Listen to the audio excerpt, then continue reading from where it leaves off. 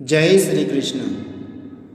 जय धर्मराज जी की। नमस्कार दोस्तों, स्वागत है आप सभी का हमारे चैनल भक्ति ज्ञान में। दोस्तों, आज मैं आपको मकर संक्रांति से नित्य नियम के साथ पूरे साल सुनी जाने वाली धर्मराज जी की संपूर्ण कहानी सुना रहा हूँ। मकर संक्रांति पर सूर्यदेव धनु राशि से अपनी राशि मकर राशि में प्रवेश कर जाते हैं, क्योंकि भगवान सूर्य 9 ग्रहों के राजा हैं। भगवान सूर्य के हम प्रतिदिन साक्षात दर्शन कर सकते हैं। भगवान सूर्य महर्षि कश्यप के पुत्र हैं और अदिति के गर्भ से उत्पन्न हुए थे। अदिति के गर्भ से उत्पन्न होने के कारण इनका एक नाम आदित्य भी है।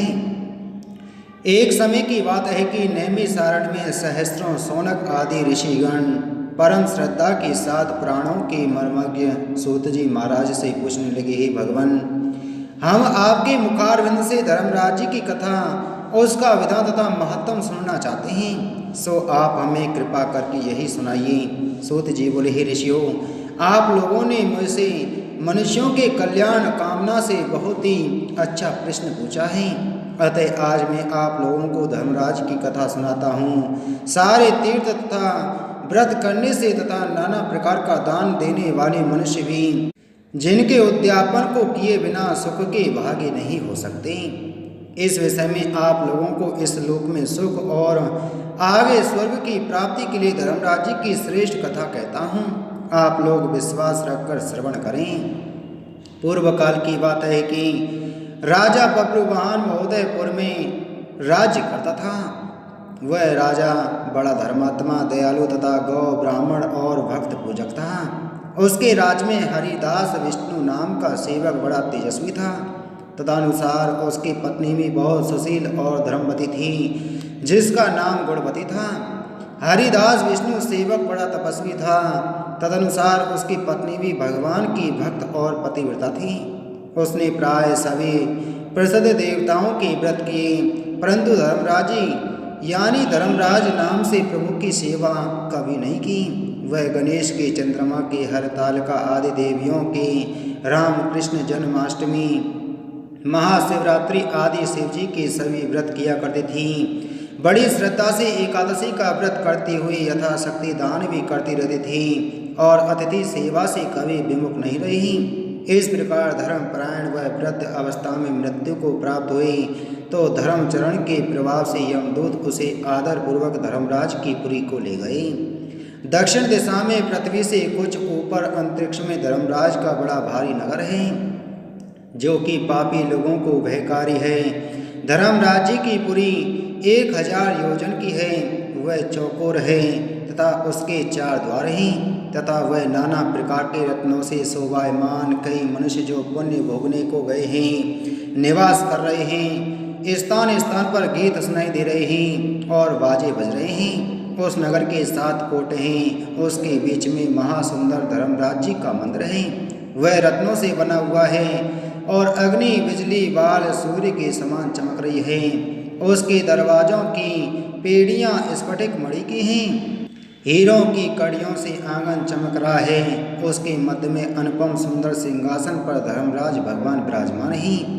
उनके पास चित्रगुप्त जी का स्थान है, जो कि मृत प्राणियों के पाप का लेखा भगवान धर्मराज को सुनाया करते हैं। धर्मराज के दूत गुणवती को वहां ले गए। उनको देखकर वह भयभीत होकर कांपने लगी, नीचे मुख किए खड़ी हो गई। चित्रगुप्त जी ने उनके पूर्व जन्म के किए हुए पाप पुण्य का लेखा जोखा पढ़कर सुनाया। धर्मराज जी उस गुणवती की हरि हर आदि सब देवों में तथा अपने पति में भक्ति देखकर प्रसन्न हुए, पर कुछ उदास भी उनके मुखमंडल पर झलकती हुई गुणवती को दिखाई दी।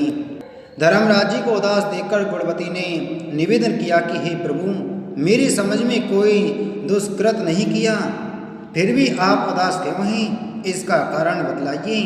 धर्मराज जी ने कहा कि हे देवी, तुमने व्रत आदि से सब देवों को संतुष्ट किया है, परंतु मेरे नाम से तुमने कुछ भी दान पुण्य नहीं किया।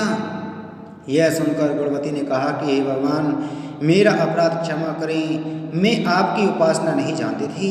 अब आप ही कृपा करके उपाय बतलाइए, जिससे मनुष्य आपके प्रीति के पात्र बन सकें। यदि मैं आपके भक्ति मार्ग को आपके मुख से श्रवण कर वापस मृत्यु लोक में जा सकूं तो आपको संतुष्ट करने का उपाय करूंगी। धर्मराज ने कहा, सूर्य भगवान के उत्तरायण में जाते ही जो महापुण्यवती मकर संक्रांति आती है, उस दिन से मेरी पूजा शुरू करनी चाहिए। इस प्रकार साल भर मेरी कथा सुने और मेरी पूजा करें। इसमें कभी नागा नहीं करें। आपातकाल आने पर भी मेरे धर्म के इन 10 अंगों का पालन करता रहे। व्रत यथा लाभ, संतोष, क्षमा, नियम द्वारा मन को वश में करना, किसी भी वस्तु को नहीं चुराना, मन से पर स्त्रियों का पुरुषों से बचना, यानी मन की शुद्धि और शारीरिक शुद्धि, इंद्रियों के वश में रहना, बुद्धि की पवित्रता यानी मन में बुरे विचार न आने देना, शास्त्र विद्या का स्वाध्याय यानी पाठ, पूजा, कथा, श्रवण या व्रत रखना और तथा अनुसार दान पुण्य करना, सत्य बोलना, सत्यता का ही व्यवहार और क्रोध न करना, ये 10 लक्षण धर्म के लक्षण हैं। और मेरी इस कथा को नियम से सदा सुनता रहे, पढ़ता रहे और यथाशक्ति दान पुण्य तथा परोपकार करता रहे। जब साल भर बाद फिर मकर संक्रांति आवे तब उद्यापन कर दे। सोने की या असमर्थ हो तो चांदी की मूर्ति बनवावे। किसी विद्वान ब्राह्मण के द्वारा पूजन हवन आदि करे।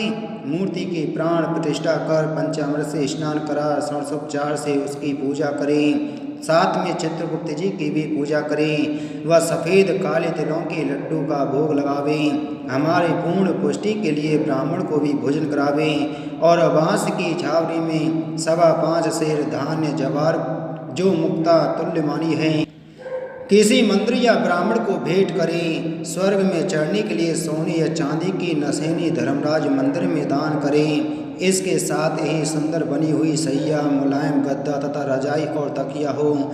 इसके अलावा कंबल, पादुकाएं, लकड़ी का या डंडा, लोटा, डोल, 5 कपड़ी भी धर्मराज के निमित्त और यदि समर्थ हो तो श्वेत, काली या लाल गाय चित्रगुप्त के निमित्त धर्मराज मंदिर में दान करना चाहिए। ये सभी वस्तुएं सर्वसाधारण के लिए ही, धनवान व्यक्ति और भी दान करे तो उत्तम है।